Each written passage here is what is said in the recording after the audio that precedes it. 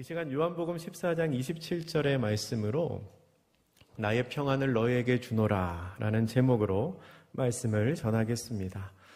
먼저 이 자리에 오신 여러분들 모두를 주님의 이름으로 환영하고 그리고 축복합니다. 여러분 참 잘 오셨습니다.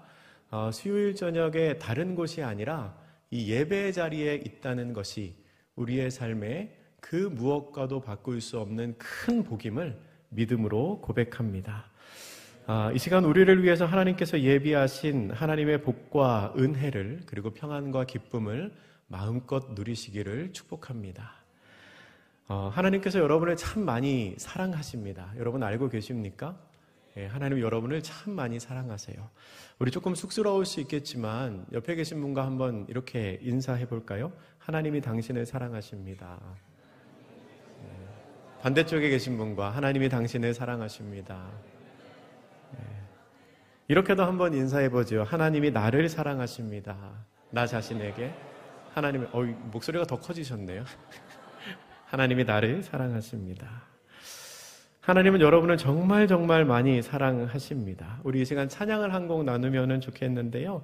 하나님이 날 참 사랑하시네 라는 제목으로 시작되는 맞다 라는 제목의 찬양입니다. 때로 우리가 잊고 살 때가 있어도 가만 생각해 보면 하나님이 우리를 참 많이 사랑하세요.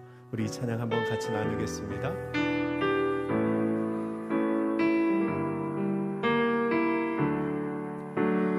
하나님이 나 참 사랑하시네.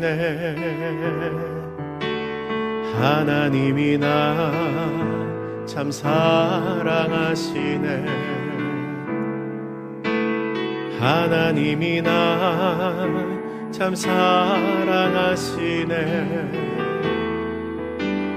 하나님이 나 참 우리 한 번 더 고백합시다. 하나님이 날 참 사랑하시네. 하나님이 나 참 사랑하시네. 하나님이 나 참 사랑하시네. 하나님이 나 참 사랑하시네. 하나님이 나 참 사랑하시네. 세월에 묻혀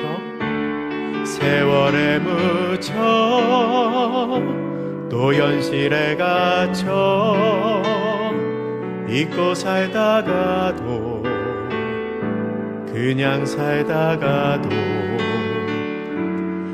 어느 날 문득 생각해보면 하나님이 날 참 사랑하시네. 한 번 더 처음 부분이요. 하나님이 날 참 우리 가슴에 손을 얹고 한번 고백할까요? 하나님이 날 참 사랑하시네. 하나님이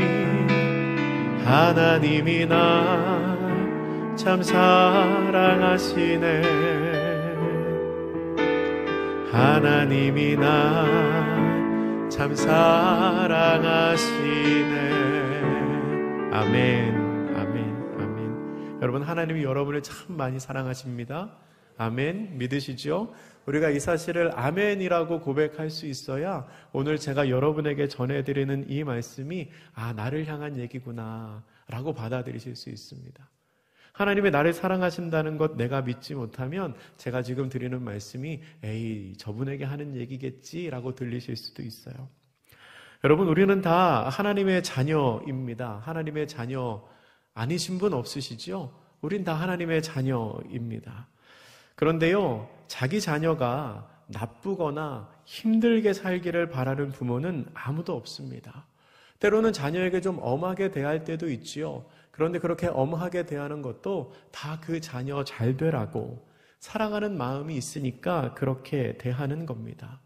흔히 그렇게 말하잖아요. 사랑의 반대말은 무관심이라고. 관심이 있으니까 사랑하니까 엄하게 대하고 충고하는 거지요.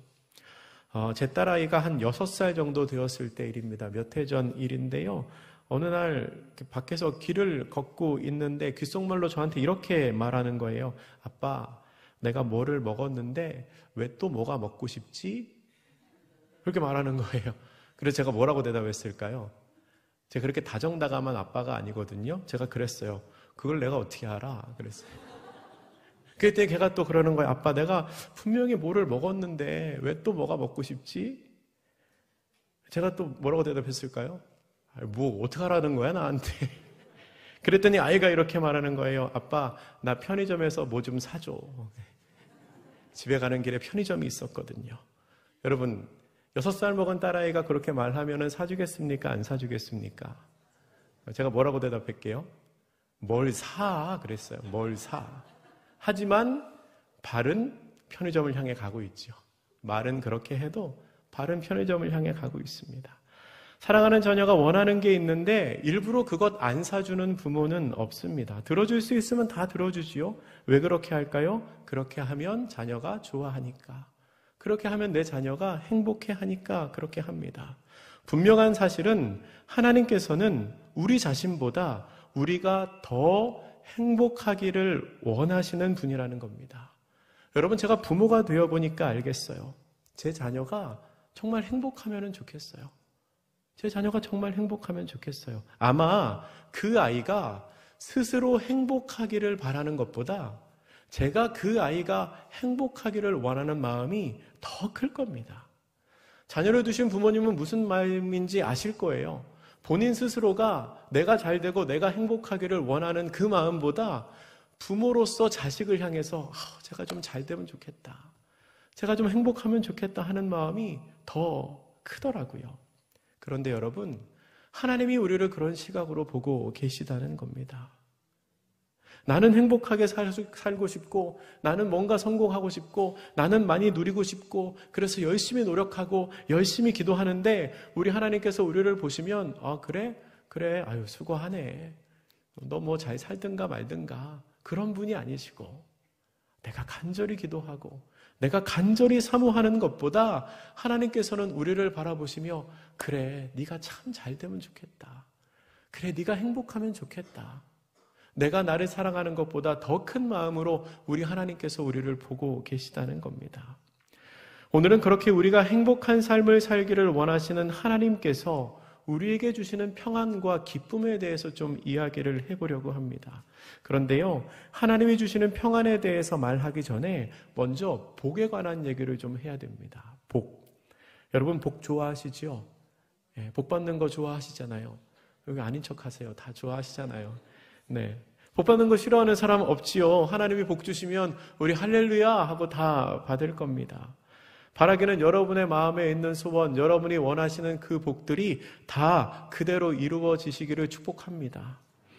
그런데 복 받는 거 참 좋은데요, 중요한 점이 하나 있습니다. 복은요, 상대적이에요. 복은 상대적입니다. 그래서 아무리 많은 복을 받았어도 내 옆에 더 큰 복을 받은 사람이 있으면 내 복이 복처럼 느껴지지가 않습니다. 예를 들어서 여러분, 우리가 눈 2개 있고 코 하나 있고 입 하나 있는 게 얼마나 큰 복입니까? 잠깐 생각해 보세요. 눈 2개 있고요, 코가 하나 있고요, 입이 하나 있는 게 얼마나 큰 복이에요. 이거 진짜 큰 복이거든요. 근데 이것만 해도 너무나 감사한 일인데 내 옆에 어떤 사람이 짠 하고 나타났는데 그 사람도 똑같이 눈 2개, 코 하나, 입 하나는 똑같은데 가만 보니까 눈에 예쁜 쌍꺼풀이 있네요. 코는 또 어떡하네요. 입은 앵두 같으네요. 그러면 내가 가지고 있는 복이 안 보이고요, 그 사람이 내 눈에 보여요. 이렇게 비교하게 됩니다. 그러면 자꾸 내가 가지고 있는 복이 복처럼 느껴지지가 않아요. 초라하게 느껴집니다. 여러분, 그런 얘기 많이 들으셨잖아요. 아무리 돈이 많은 부자도요, 더 큰 부자가 옆에 있으면 박탈감을 느낀대요. 상실감을 느낀대요.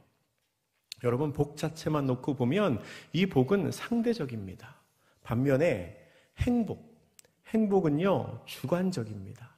정확하게 말하면 행복한 삶은 주관적입니다. 왜냐하면 이 행복이라는 것은요, 주어진 것에 만족하는 것에서부터 시작하거든요. 주어진 것이 얼마이든 그것에 만족하면 행복합니다. 근데 이렇게 말하실 수 있죠. 만족할 만해야 만족하죠. 그렇게 만분하실 수 있어요. 물론 그렇기도 하지만 그러나 만족할 만하지 않아도 우리는 만족할 수 있습니다. 그래서 빌립보서 4장 11절에서 바울이 이렇게 고백하잖아요. 나는 어떠한 형편이든지 자족하기를 배웠다.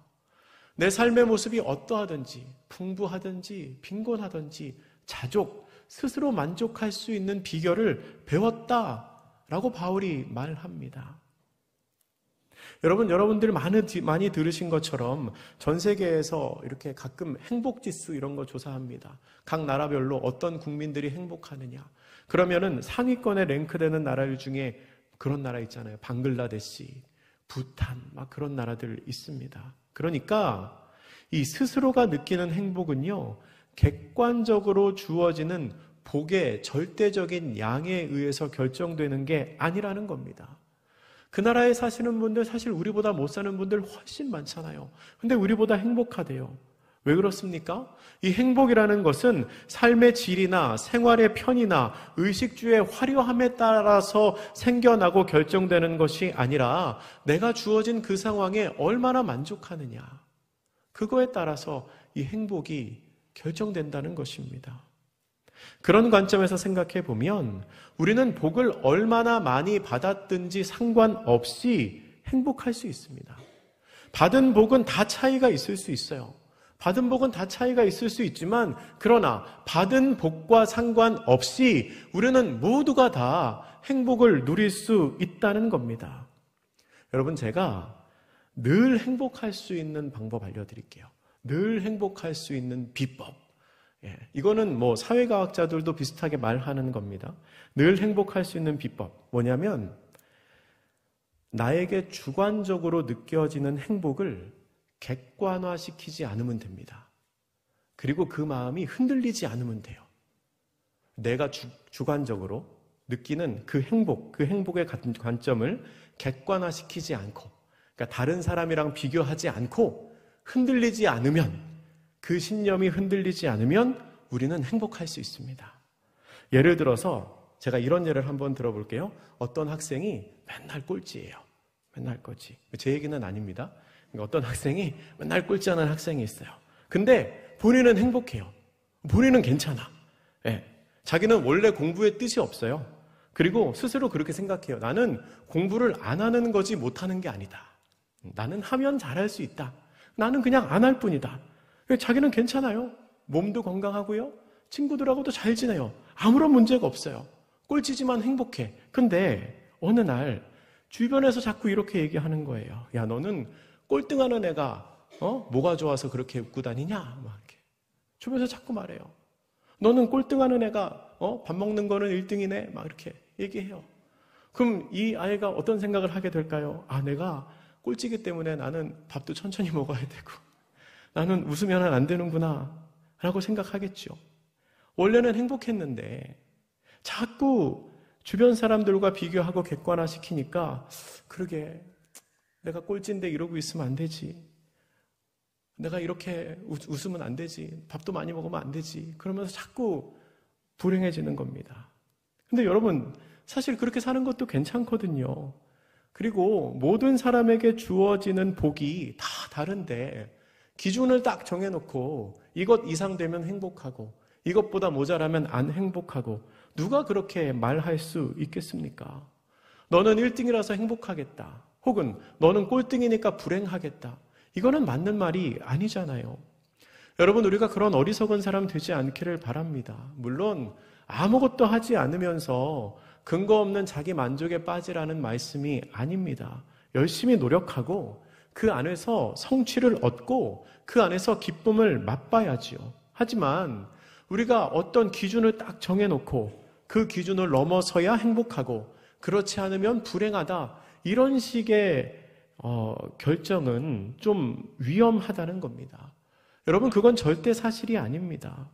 행복하기 위해서 이 자리에 있는 우리 모두가 다 똑같은 모습을 하고 있어야 될 이유도 없고 사실은 그럴 수도 없습니다.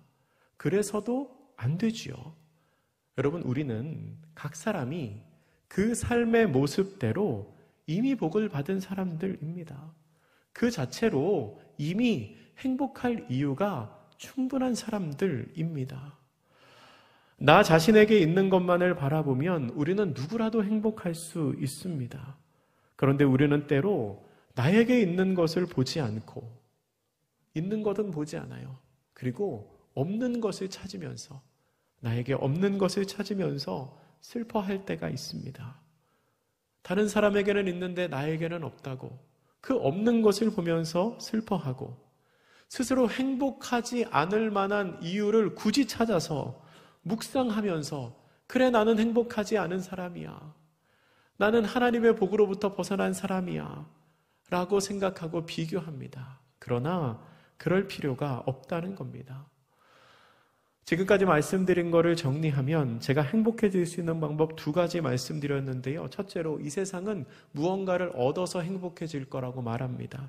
2번째로 인문학적 지식 혹은 통찰로는 스스로 가진 것에 만족했을 때 행복할 거라고 말합니다. 여기까지 잘 따라오고 계시지요? 그런데 제가 오늘 진짜로 하려고 하는 얘기는 이 앞에 있는 2가지가 아니고요. 세 번째, 우리가 행복할 수 있는 방법입니다. 여러분, 우리가 믿는 기독교는요, 앞에서 이야기한 2가지에서 한 걸음 더 나아갑니다. 우리가 믿는 기독교는 자기를 희생하는 것을 통해서 행복해질 거라고 말합니다. 자기를 희생하는 것을 통해서. 기독교는 자기를 부인하고 자기 십자가를 지고 걸어가는 종교입니다. 기독교에서 말하는 복은 자기 희생을 통해서 얻어집니다. 한 사람 예수 그리스도가 그렇게 자기를 부인하고 십자가를 지셨을 때 모든 사람이 구원을 얻게 되었고, 그 한 알의 밀알이 땅에 떨어져 썩을 그때에 많은 열매를 맺게 되는 것, 이것이 우리가 믿는 교회, 그리고 기독교가 말하는 행복의 방법입니다. 그런데 여러분, 이 자기 부인 그리고 자기 희생도 내가 혼자 할 수 있는 게 아닙니다. 내가 하는 거지만 사실은 내가 할 수는 없습니다. 어떻게 해야 할 수 있나요? 주님이 계셔야 할 수 있습니다. 하나님이 우리와 함께 계셔야 할 수 있습니다. 내가 혼자 하는 것 같지만 사실 자기 십자가를 지고 걸어가는 그 길은, 자기를 부인하는 그 길은 주님과 함께 걸어가야 하는 길이라는 겁니다. 그래서 결국 우리 기독교에서 말하는 복은 우리 주님과 함께 있는 것입니다. 주님과 함께 있는 것. 주님과 함께 있어야 우리는 무엇이든지 할 수 있기 때문입니다. 여러분, 주님과 함께 있는 것이 복임을 기억하시기 바랍니다. 주님께 꼭 붙어 있는 것이 가장 큰 복입니다. 성경 요한복음 15장 5절은 이렇게 기록합니다. 우리 성경을 찾으셔도 좋고요. 앞에 있는 화면을 보고 같이 읽으셔도 좋습니다. 같이 읽어보겠습니다. 시작. 나는 포도나무요 너희는 가지라. 그가 내 안에 내가 그 안에 거하면 사람이 열매를 많이 맺나니 나를 떠나서는 너희가 아무것도 할 수 없음이라. 아멘. 말씀이 분명히 기록합니다. 여러분, 우리는 주님 곁에 붙어 있어야 합니다. 우리의 생명의 근원이 되시고 우리의 기쁨의 근원이 되시고 우리 생명의 주관자가 되신 그분께 붙어 있을 때 우리는 생명을 얻을 수 있고 또한 열매를 맺을 수 있습니다. 그분과 가까이 하는 것, 그분 곁에 붙어 있는 것이 우리 삶의 가장 큰 복이라는 겁니다. 왜냐하면 하나님께서 복의 근원이시고 하나님께서 그 자체가 복이시기 때문입니다. 그래서 시편 기자는 시편 23편 1절에서 이렇게 고백합니다. 우리가 잘 아는 말씀이죠. 시편 23편 1절. 여호와는 나의 목자시니 내게 부족함이 없으리로다. 아멘. 시편 기자는 스스로를 양으로 규정합니다. 하나님을 목자라고 부르는 것은 내가 곧 양이라는 뜻이거든요. 여호와는 나의 목자시니, 그 다음에 나오는 고백이 뭡니까? 내게 부족함이 없으리로다. 여러분, 여기에서 부족함이 없다는 것은 내가 모든 것을 다 가졌다는 뜻이 아닙니다. 하나님이 나에게 모든 것을 다 주셔서 내가 갖고 있지 않은 것이 없어서 더 이상 부족함이 없습니다. 그 말이 아니고요. 그 말이 아니고 하나님이 나와 함께 계시면 내가 주어진 내 삶에서 더 이상 결핍을 느끼지 않습니다. 그런 의미입니다. 내가 주어진 내 삶을 만족합니다. 욕심이 없습니다. 라는 뜻입니다. 하나님께서 내게 주어주신 그 삶에 내가 만족하기 때문에 부족한 걸 못 느끼는 겁니다. 하나님께서 나에게 주신 은혜의 풍성함이 너무나 감사하기 때문에 내가 더 이상 욕심을 부리지 않는다는 겁니다. 여러분, 우리가 주님과 함께 있을 때에 우리는 만족을 누릴 수 있게 됩니다. 아무리 많이 가졌어도 하나님이 내 곁에 계시지 않으면 우리는 결핍을 느낍니다. 그러나 나에게 주어진 것이 그렇게 많지 않더라도 하나님께서 나와 함께 계시면 그 안에서 부족함이 없는 만족을 누릴 수 있다는 겁니다.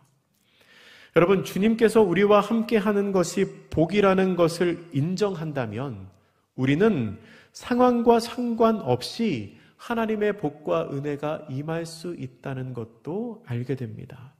그리고 하나님의 복과 은혜가 임하면 그것이 세상적으로 보았을 때는 힘들고 어려운 상황일지라도 그게 하나님께서 나에게 허락하신 복이라는 것도 알 수 있게 됩니다. 우리 성경 누가복음 1장 26절부터 28절을 함께 같이 읽어보겠습니다. 성경을 한번 찾아볼까요?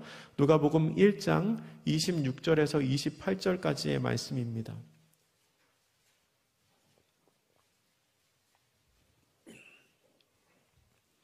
누가복음 1장 26절에서 28절까지 말씀, 성경을 보시면 좋고요. 앞에 화면을 보셔도 괜찮습니다. 우리 한번 같이 읽어보겠습니다. 시작. 6째 달에 천사 가브리엘이 하나님의 보내심을 받아 갈릴리 나사렛이란 동네에 가서 다윗의 자손 요셉이라 하는 사람과 약혼한 처녀에게 이르니 그 처녀의 이름은 마리아라. 그에게 들어가 이르되 은혜를 받은 자여 평안할지어다. 주께서 너와 함께 하시도다 하니. 아멘. 여러분, 이 본문이 어떤 장면인지 다 알고 계시죠? 마리아가 천사로부터 수태고지 예수님이 잉태하실 것을 이제 그 소식을 듣는 장면입니다. 이제 마리아가 처녀의 몸으로 임신할 것을 전하는 장면인데요. 근데 28절에서 뭐라고 인사를 하냐면 이 천사가 은혜를 받은 자여 평안할지어다 라고 말합니다. 은혜를 받은 자여 평안할지어다. 근데 여러분, 이 인사가 지금 이 상황에 괜찮은 인사입니까? 이 천사가 마리아에게 이렇게 인사하는 게 괜찮습니까? 여러분, 이거 어떻게 보면 마리아를 놀리는 말처럼 들릴 수도 있습니다. 왜냐하면 객관적으로 보아서 마리아는 지금 전혀 은혜 받은 상황이 아닙니다. 전혀 평안할 수가 없는 상황입니다. 왜 그렇습니까? 당시에 처녀가 임신을 하면 돌에 맞아 죽습니다. 근데 천사는 이렇게 말하는 겁니다. 너가 이제 임신하여 아이를 낳을 것이다. 근데 평안할지어다. 너는 은혜 받았다. 이렇게 말하는 겁니다. 이거 어떻게 보면 좀 놀리는 것 같습니다. 근데 어떻게 이렇게 말하는 게 가능할까요? 28절 마지막에 그 답이 나옵니다. 28절을 제가 다시 한번 읽습니다. 그에게 들어가 이르되 은혜를 받은 자여 평안할지어다. 주께서 너와 함께 하시도다 하니. 아멘. 주께서 너와 함께 하시도다. 여기에 답이 있습니다. 주님께서 너와 함께 계시니 너의 객관적인 상황이 어떠하든지 너는 은혜 받은 사람이라는 겁니다. 여러분, 하나님께서 우리와 함께 계시면 우리는 어떠한 상황일지라도 평안을 누릴 수 있습니다. 그리고 우리는 어떠한 상황일지라도 은혜 받은 사람이 됩니다. 하나님께서 우리와 함께 계시면 문제가 더 이상 문제가 되지 않기 때문입니다. 누가복음 본문을 조금 더 읽어 내려가면 1장 42절에서는 이렇게 기록합니다. 큰 소리로 불러 이르되 여자 중에 내가 복이 있으며 내 태중의 아이도 복이 있도다. 아멘. 여러분, 이 장면은요, 마리아가 세례 요한의 어머니인 엘리세벳을 만나는 장면입니다. 전혀 복받았다고 말할 상황이 사실은 아닌데 엘리사벳은 마리아에게 너에게 복이 있다라고 말합니다. 왜 복이 있습니까? 하나님이 너와 함께 계시기 때문에. 하나님이 함께 하시면 그것이 곧 복이라는 겁니다. 여러분, 성경은 상황이 어떠하든지 하나님과 함께함이 복이라고 말씀합니다. 왜냐하면 우리 하나님께서는 그 상황을 뛰어넘을 수 있는 은혜를, 그 상황을 반전시키실 수 있는 은혜를 우리의 삶에 허락해 주실 수 있기 때문입니다. 그래서 시편 34편 8절 말씀은 이렇게 기록합니다. 우리 앞에 화면을 보면서 같이 한번 읽겠습니다. 시작. 너희는 여호와의 선하심을 맛보아 알지어다. 그에게 피하는 자는 다 복이 있도다. 아멘. 여호와의 선하심을 맛보아 알지어다. 여러분, 여호와의 선하심을 맛보아 안다는 것은요, 하나님의 은혜를 체험적으로, 실제적으로 경험해 보라는 것입니다. 앞에 음식이 있어요. 맛있는 음식이 있는데 딱 봐도 맛있어 보여요. 근데 보기만 해서 그 맛을 알 수 있습니까? 아니요, 모르죠. 먹어봐야 압니다.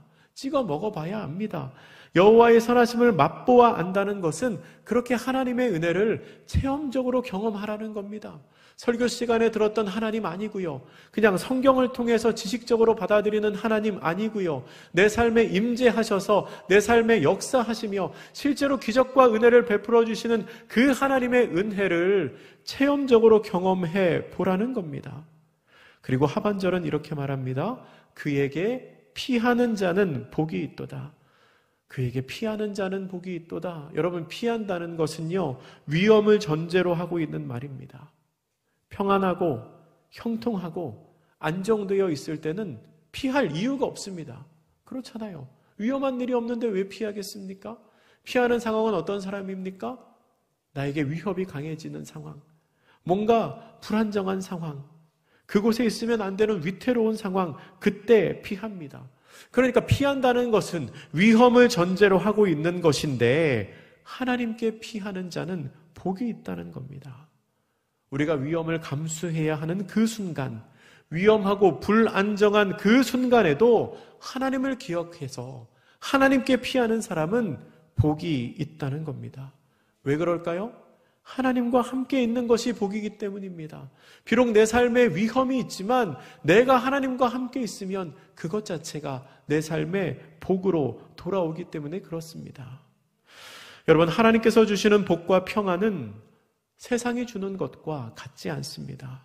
우리 오늘 본문 말씀으로 다시 돌아오겠습니다. 요한복음 14장 27절 말씀입니다. 오늘 본문 말씀 요한복음 14장 27절 말씀 우리 다시 한번 같이 읽겠습니다. 시작. 평안을 너희에게 끼치노니 곧 나의 평안을 너희에게 주노라. 내가 너희에게 주는 것은 세상이 주는 것과 같이 아니하리라. 너희는 마음에 근심하지도 말고 두려워하지도 말라. 아멘. 우리 주님께서는 우리에게 평안을 주시는 분입니다. 평안을 너희에게 주노라 말씀하십니다.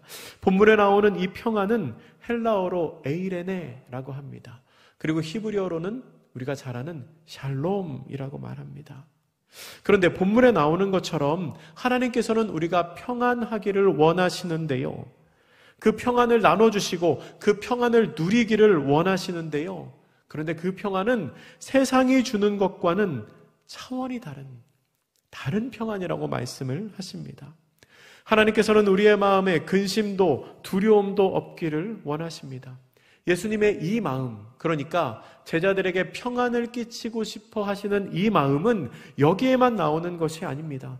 오늘 보면 요한복음 14장은요, 예수님께서 십자가에 달리시기 직전에 제자들과 함께 하시며 하신 말씀입니다. 십자가에 달려 돌아가시기 직전에 예수님이 제자들에게 너희에게 평안이 있을지어다. 내가 너희가 평안하기를 원한다 라고 말씀하십니다. 그런데 십자가에 달려 돌아가셨다가 3일 만에 부활하신 그 예수님이 다시 제자들을 찾아오셨을 때, 그때에도 예수님의 첫 번째 말씀은 평안이었습니다. 너희에게 평강이 있을지어다. 요한복음 20장에 나옵니다. 그러니까 이 평안이 있으면 좋겠다라는 예수님의 이 마음은 제자들을 향한 아주 간절한 진심이셨던 겁니다. 그렇다면 예수님께서 그렇게 전해주고 싶어 하셨던 이 평안이 뭘까요? 오늘 본문에 나오는 평안, 제가 에이레네 그리고 샬롬이라고 말씀드렸는데요, 이 평안은 하나님으로부터 말미암은 평안입니다. 하나님으로부터 말미암은 평안.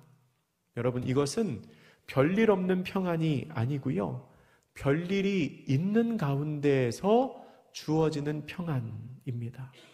그냥 아무것도 없어서 심심한, 아무 일도 일어나지 않아서 너무나 조용하고 적막한 그런 평화로움이 아니고요. 다이나믹하고 기쁨이 있는 평안입니다. 아주 적극적인 평안입니다. 아무것도 하지 않아서 생기는 조용함이 아니라 내 삶이 우당탕탕 시끌시끌 하더라도 그 마음속에 주님이 주시는 은혜로 말미암아 기쁨이 있는 것입니다. 여러분, 우리 하나님이 주시는 이 평안은 마치 밀려오는 파도와 같은, 거스를 수 없는, 압도하는 내 상황과 내 처지, 내 여건을 압도하는 기쁨과 평안입니다. 세상 모든 것을 덮는 근원적인 기쁨입니다. 비록 내 삶의 슬픔과 괴로움과 어려움이 있지만, 그러나 하나님께서 주시는 어마어마한 평안이 그것을 압도하는 것입니다. 그래서 예수님께서 이렇게 말씀하시는 겁니다. 이것은 세상이 줄 수 없는 평안이다. 세상이 감당할 수 없는 평안이다. 말씀하는 것입니다.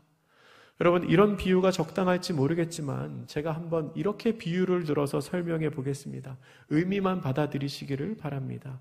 여러분, 우리가 삶을 살아갈 때에 이 돈도 우리에게 평안을 줄 수 있습니다.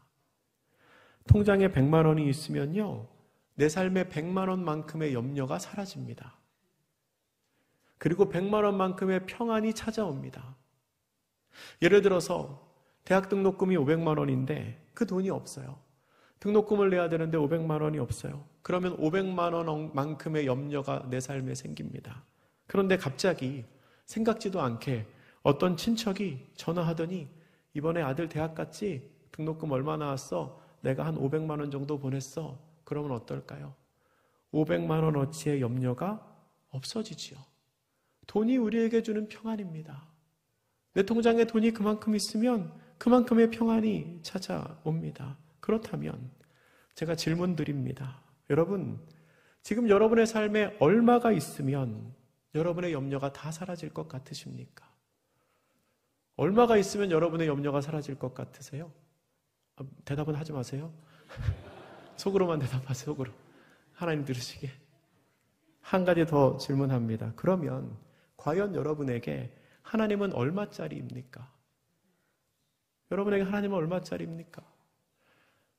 100만 원이 있으면 100만 원만큼의 염려가 사라지고 500만 원이 있으면 500만 원만큼의 염려가 사라지는데 과연 여러분에게 하나님은 얼마짜리이십니까? 여러분, 하나님이 주시는 평안은 모든 것을 덮습니다. 에이레네는 적극적인 평안입니다. 불안한 일이 없는 것이 아니라 불안한 일이 분명히 있지만 하나님께서 은혜로 그 모든 것을 덮어주시는 겁니다. 이렇게도 비유할 수 있을까요? 어떤 사람이 길을 가다가 5만 원을 잃어버렸어요. 길 가다 5만 원 잃어버렸습니다. 슬플까요? 안 슬플까요? 슬프죠. 슬프죠. 그 5만 원 내가 줬으면 좋겠다. 막 이런 생각도 들죠. 근데 이 사람 하나도 안 슬퍼요. 이 사람은 하나도 안 슬퍼요. 왜 안 슬플까요? 어저께 로또에 당첨됐거든요. 안 슬퍼요. 좀 수준 낮은 비유 하나 더 하겠습니다. 어떤 사람이 집에 맛있는 간식을 사다 놨어요. 마카롱이라고 할까요? 맛있는 마카롱 아시죠? 마카롱 사다 놨어요.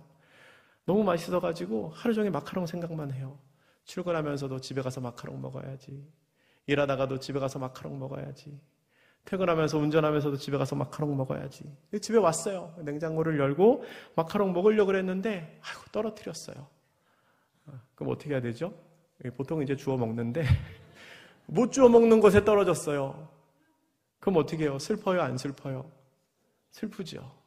근데 이 사람 안 슬퍼요. 냉장고에 한 200개 더 있거든요. 그러니까 이게 슬플 일이 분명히 있는데 괜찮은 거예요. 분명히 불행한 일이고 분명히 괴롭고 힘든 일인데 괜찮은 거예요. 왜 괜찮아요? 하나님께서 나에게 부어주시는 은혜가 더 크거든요. 하나님께서 이미 나에게 돈으로 환산할 수 없는 그 수많은 것들을 주셨거든요. 제가 이 돈하고 먹을거리에 비유해서 너무 죄송한데 여러분, 이게 에이레네입니다. 우리를 향하신 하나님의 압도적인 은혜와 압도적인 평안과 압도적인 기쁨. 슬프고 힘든 일이 없는 게 아닙니다. 있어요. 어떻게 없겠습니까? 그런데 하나님으로 말미암아 그 슬픔과 괴로움과 어려움을 압도하는 평안과 기쁨을 내가 누리는 겁니다. 때로는 너무나 큰 일이 내 삶에 닥쳐와서 내가 슬퍼하고 낙심하고 쓰러져 있어도 누구 하나 뭐라고 하지 못할 그런 어려움이 우리의 삶에 찾아올 수도 있습니다. 그러나 우리 하나님께서 주시는 평안은 그 어떤 슬픔보다도 더 큰 평안과 기쁨입니다. 여러분, 이것은 신비입니다. 사실은 말로 설명할 수 있는 게 아닙니다. 저는 신비주의자가 아니지만 그러나 여러분이 이 하나님의 신비한 은혜를 경험하시기를 축복합니다. 왜냐하면 모든 그리스도인은 그 은혜를 경험할 자격이 있기 때문입니다. 여러분, 이 평안은요, 우리를 위해 십자가에 달리시어 우리를 위해 자기 생명을 내어주신 예수님께서 우리에게 주신 것입니다. 오늘 보면 요한복음 14장 27절 제가 다시 한번 읽어드리면 평안을 너희에게 끼치노니 곧 나의 평안을 너희에게 주노라. 내가 너희에게 주는 것은 세상이 주는 것과 같지 아니하니라. 너희는 마음에 근심하지도 말고 두려워하지도 말라. 아멘. 십자가에 달리시기 전 예수님께서 제자들에게 이렇게 말씀하셨습니다. 내가 십자가를 짐으로 말미암아 너희의 모든 죄와 고통과 너희의 모든 아픔을 내가 지고 간다. 그리고 너희에게 평안을 준다. 우리가 예수 그리스도로 말미암아 구원받은 사람이라면 우리는 누구나가 다 이 평안을 누릴 수 있는 사람들입니다. 말씀을 정리하겠습니다. 사랑하는 성도 여러분, 혹시 지금 어려운 상황에 있으신 분 계십니까? 주위를 아무리 둘러봐도 기뻐할 일이 없고 나를 낙망하게 하고 쓰러지게 하는 일들만 있어서 너무 힘드신 분 계십니까? 혹은 그러한 일들이 내 삶에 있기 때문에 나 스스로 나는 지금 괴로워하는 게 마땅해. 나는 지금 기뻐하는 게 어울리지 않아. 나는 슬퍼하는 게 마땅해. 내가 지금 이런 상황에 있으니까 나는 스스로를 괴롭히는 게 당연해. 라고 생각하며 자기의 마음을 계속해서 슬픔의 구렁텅이로 밀어넣고 계시지는 않습니까? 여러분, 우리의 마음을 괴롭게 하는 것에 너무 주목하지 마시기 바랍니다. 어쩌면 세상은 우리를 향하여 너는 지금 심각해야 된다고, 너는 지금 진지해야 된다고, 네가 지금 그렇게 기뻐할 때가 아니라고 우리를 유혹하며 시험할지도 모릅니다. 그러나 그렇지 않습니다. 여러분, 우리는 어떤 상황에서도 예수 그리스도께서 우리에게 허락하시는 평안으로 말미암아 기뻐할 수 있습니다. 왜냐하면 하나님께서 우리가 평안하기를 원하시기 때문입니다. 하나님은 우리가 기뻐하고 즐거워하기를 원하십니다. 자기 자녀가 괴로워하는 것을 기뻐하는 부모는 없습니다. 아무리 뒤져봐도, 아무리 둘러봐도 기뻐할 만한 일이 없으시다고요? 아니에요. 예수님이 계시잖아요. 예수님이 우리 삶에 계시잖아요. 예수님이 우리의 삶에 계시다는 이유로 우리는 충분히 기뻐할 수 있고 충분히 감사할 수 있고 충분히 평안을 누릴 수 있습니다. 여러분의 삶에 이 에이레네가 충만하기를 축복합니다. 상황을 뒤덮는 적극적인 평강이, 모든 것을 뒤덮는 파도와 같은 평강의 은혜가 이 자리에 있는 우리 모두의 삶에 풍성히 임하시기를 주님의 이름으로 축복합니다. 기도하겠습니다. 사랑의 하나님, 평안을 너희에게 끼치노니 곧 나의 평안을 너희에게 주노라. 내가 너희에게 주는 것은 세상이 주는 것과 같이 아니하니라. 너희는 마음에 근심하지도 말고 두려워하지도 말라. 이 약속의 말씀이 내 삶에 이루어지기를 간절히 구합니다. 주님, 주님의 평안을 우리 가운데 허락하여 주셔서 우리 가운데 감사가 회복되고 기쁨이 회복되고 하나님의 은혜로 풍성한 삶을 살아가게 하여 주옵소서. 예수님의 이름으로 기도드립니다. 아멘. 우리 말씀을 기억하며 이 시간 평안을 너희에게 주노라. 하나님께서 우리에게 주시는 평안을 기억하며 함께 찬양하겠습니다.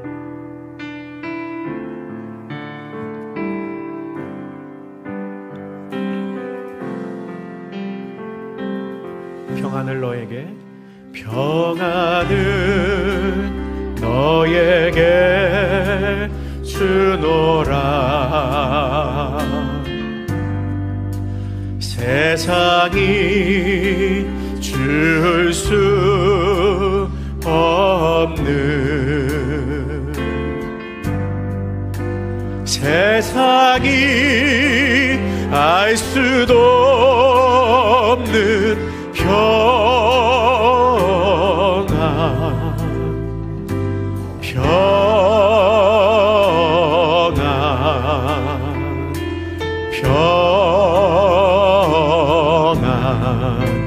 평안을 내게 주노라. 아멘. 한 번 더. 평안을 너에게 주노라. 평안을 너에게 주노라.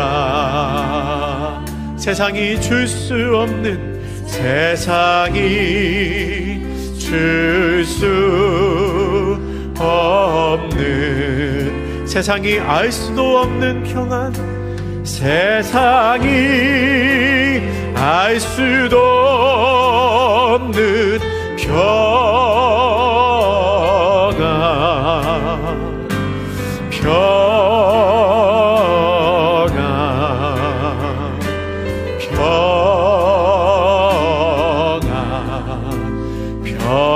평안을 내게 주노. 우리 한 번 더 고백할 때 이렇게 고백합시다. 기쁨을 너에게 주노라. 기쁨을 너에게 주노라. 세상이 줄 수 없는, 세상이 줄 수 없는, 세상이 알 수도 없는 기쁨, 세상이 알 수도 없는 기쁨,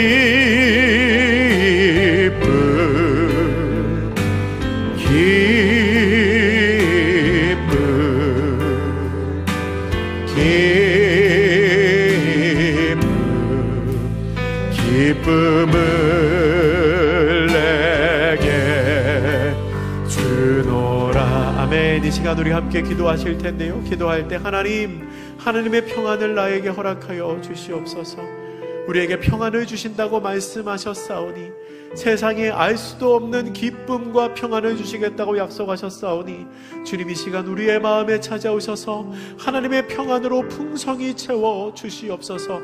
내 삶에 어려움의 문제가 있고 나를 힘들게 하고 낙심케 하는 일들이 있지만, 하나님 그 모든 것을 덮는 하나님의 평안을 구하오니, 주님 이 시간 우리 가운데 함께하여 주시사 평안으로 풍성히 채워주시옵소서. 우리 주여 3번 부르고 함께 사모하는 마음으로 기도하겠습니다. 주여, 주여, 주여. 고맙고 감사하신 사랑의 하나님 아버지, 이 시간 우리 가운데 평안을 허락하여 주시옵소서. 세상이 알 수도 없고 세상이 줄 수도 없는 평안을 우리 가운데 허락하여 주신다고 말씀하신 주님, 우리가 그 주님의 약속의 말씀을 붙들고 사모하는 마음으로 구하오니, 주여 우리 가운데 함께하여 주시고, 우리 가운데 은혜와 기쁨을 허락하여 주시고, 우리 가운데 성령의 충만함을 허락하여 주시어서 평안으로 이 시간 우리의 마음과 영혼을 채워 주시옵소서. 아버지 하나님, 내 마음을 상하게 하고 내 마음을 낙심케 하고 넘어지게 하고 쓰러지게 하는 일들이 우리의 삶에 있지만, 주여 우리가 그곳에 우리의 마음과 시선을 빼앗기지 않게 하여 주시고, 그것으로 말미암아 낙심하지 않게 하여 주시고, 오직 주님을 바라봄으로 말미암아, 오직 주님 앞에 집중함으로 말미암아, 오직 주님께 나의 마음을 올려드림으로 말미암아, 하나님께서 나에게 주시는 평안과 기쁨과 그 은혜와 감사와 감격을 누리게 하여 주시옵소서. 세상은 우리를 향하여 너는 고통받아도 괜찮다고 말하고, 내가 지금 그런 상황이 아니라고 유혹하지만, 그러나 주님이시여, 하나님께서 우리를 사랑하시고 하나님께서 우리 가운데 은혜를 허락하여 주시기에 우리가 어떠한 상황에도 기뻐할 수 있고, 우리가 어떠한 상황에도 평안할 수 있음을 믿음으로 고백하오니, 주여 우리 가운데 함께하여 주시옵소서. 주여 우리 가운데 역사하여 주시옵소서. 주여 우리 가운데 평안을 허락하여 주시옵소서. 주여 우리 가운데 기쁨을 허락하여 주시옵소서. 주님 우리 가운데 말씀하여 주시고, 주님 우리를 위로하여 주시고, 주여 우리 가운데 하나님의 은혜와 복으로 채워주시고, 아버지 하나님 함께하여 주시옵소서. 아버지 하나님, 이 시간 우리 가운데 평안과 은혜를 허락하여 주시옵소서. 이 시간 우리 가운데 기쁨을 허락하여 주시옵소서. 우리가 사람을 보고 세상을 보고 나의 일을 보며 낙심하고 쓰러지고 넘어지는 것이 아니라 하나님께서 우리에게 허락하여 주시는 그 기쁨과 평안을 바라보며 우리가 주님의 은혜로 말미암아 충만하고 풍성한 삶을 살게 하여 주시옵소서. 하나님, 주님께서 허락하시는 그 평안은 우리가 머리로 이해하는 평안이 아닙니다.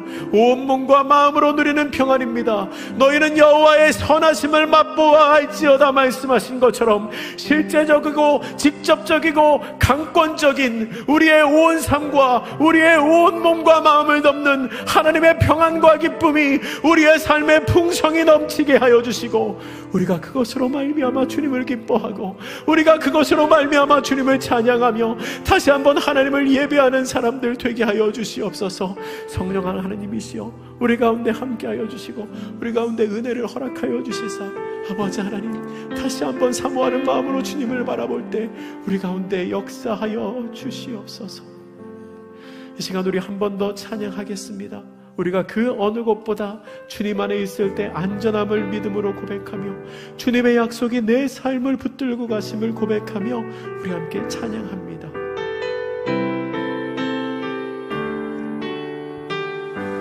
내 아버지 그 품 안에서, 내 아버지 그 품 안에서 내 영혼은 안전합니다. 주 손길로 내 삶을 안으시니 그 평강이 나를 덮음. 우리 한 번 더 고백합시다. 내 아버지 그 품 안에서, 내 아버지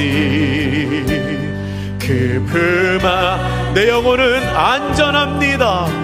내 영혼은 안전함. 주 손길로 내 삶을 안으시니 주 손길로 내 삶을, 그 평강이 나를 덮습니다. 그 평강이 나를 덮습니다. 아멘.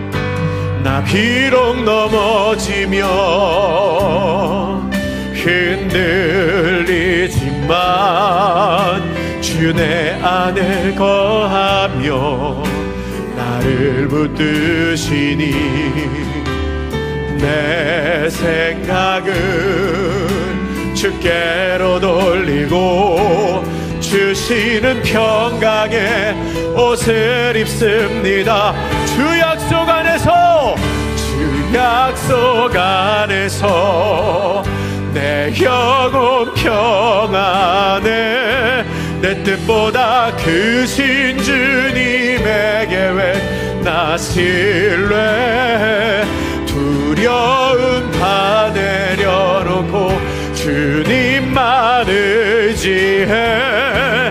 주 안에서 내 영혼 안전. 불안 고백합니다. 주 약속 안에서, 주 약속, 내 영혼 평안해. 내 영혼 평안해. 내 뜻보다 크신 주님의 계획 나 신뢰. 두려움 다 내려놓고 주님만 의지해.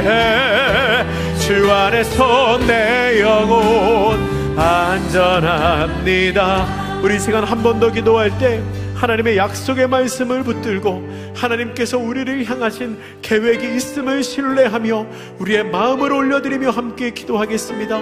우리의 마음의 소원을 주 앞에 내어드리고, 하나님, 이 기도의 제목에 응답하여 주시옵소서.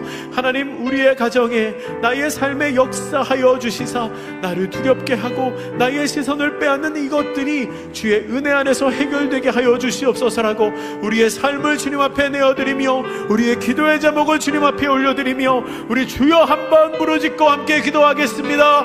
주여!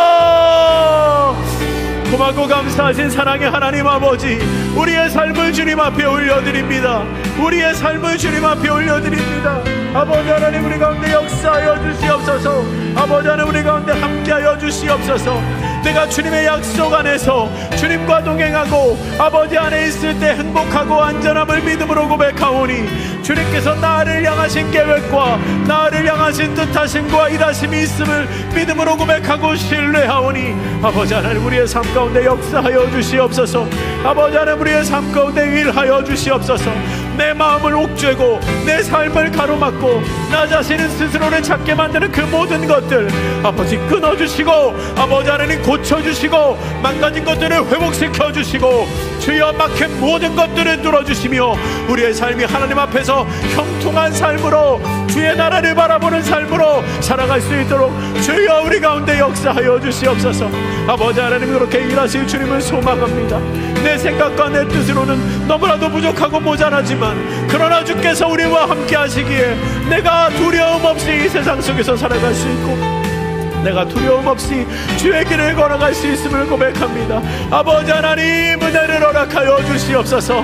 하나님의 때에 하나님의 방법으로 우리의 삶에 역사하여 주시사 내 삶을 둘러싸고 있는 막힌 모든 담이 무너지고 흉악의 결박이 끊어지며 병든 자는 치유받고 막혀있던 모든 것이 하나님의 은혜로 말미암아 망가지고 깨어진 모든 것이 하나님의 일하심으로 말미암아 회복되어지는 역사가 있게 하여 주시옵소서. 아버지 하나님, 하나님의 품에 우리의 삶을 붙들고 세우시고 채우시며 우리가 그렇게 주의 도우심과 은혜 가운데 살아갈 수 있도록 주여 붙들어 주시옵소서.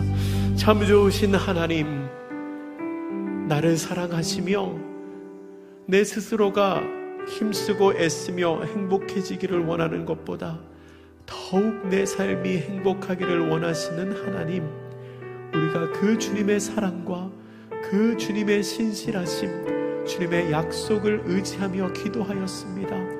주여, 우리의 삶에 역사하여 주시옵소서. 사모하는 영혼으로 간구하는 심령으로 하나님 앞에 올려드린 이 모든 기도의 제목을 주님 하나도 땅에 떨어지지 않게 하여 주시고 하나님의 때에 하나님의 방법으로 반드시 응답하여 주시옵소서. 그리하여 우리의 삶의 평안과 기쁨이 넘쳐나게 하여 주시고 하나님께서 우리에게 허락하신 것들로 더욱 주님을 찬양하고 더욱 주님을 기뻐하며 더욱 주님 앞에 감사와 영광을 올려드릴 수 있는 우리 모두의 삶이 되게 하여 주시옵소서. 하나님, 이 저녁 시간에도 하나님 앞에 예물을 올려드리며 마음을 함께 올려드리는 손길이 있습니다. 주님, 이 예물을 기뻐 받으시고 마음의 소원에 응답하여 주시며 드린 것보다 더 큰 것으로 주님께서 갚아 주시옵소서. 감사드리며 축복하며 이 모든 말씀 우리를 구원하신 예수 그리스도 이름으로 기도드립니다. 아멘.